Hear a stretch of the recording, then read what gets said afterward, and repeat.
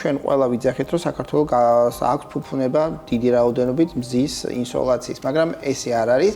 მზის გარდატეხვის სხივი საქართველოსზე ისე არ არის, რომ ეს ულტრაისფერი გამოსხივები, რითაც ჩვენ უნდა მივიღოთ D ვიტამინი, მთელი დღის განმავლობაში არ აქვს. გვაქვს დილის საათების პერიოდში, აქედან გამომდინარე, დილით ჩვენ აქტიურად არავინ არ ვიღებთ მზის ინსოლაციას, სამწყო და სამსახურში გვეჩქარება, ანუ ოფისში ვზივართ უკვე და ასევე რაც მნიშვნელოვანია, რომ სხეულის დაახლოებით 70%-ის ფარგლებში უნდა იყოს ღია მდგომარეობაში, რათა მივიღოთ ის საჭირო D ვიტამინის ინსოლაცია მზიდან, რაც ჩვენ გვჭირდება.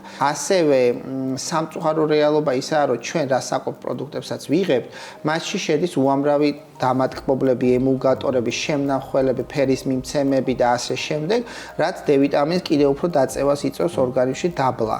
და ამის შედეგად კიდევ უფრო დეფიციტს ვიღებთ D ვიტამინის. შეიძლება ითქვას, რომ 100 ადამიანიდან 99 საქართველოში, მთელ მსოფლიოში D ვიტამინის დეფიციტია. რაც ჩვენ თმაზე, ფრჩხილზე, კანზე, ნერვულ სისტემაზე, იმუნურ სისტემაზე ახალი კვლევები წამოვიდა, რომ ონკოუჯრედებზეც აქვს D ვიტამინის გავლენა და მთელს ორგანიზმზე, მთელს მეტაბოლურ სისტემაზე ახდენს D ვიტამინის გავლენას. ამიტომაც არის, რომ ამდენად გამოხატული პათოლოგიებია ხოლმე და ასეთი ხშირია, თუნდაც ის ჭაღარა, რომელიც ბავშვებშიც ხანდახან გამოჩნდება ხოლმე პირველი D ვიტამინის დეფიციტზე უნდა ვიფიქროთ ესეთ შემთხვევაში და ძვალსახსროვანი პათოლოგიები, რომელიც პირდაპირ პროპორციულად მიბმულია უკვე D ვიტამინის დეფიციტთან.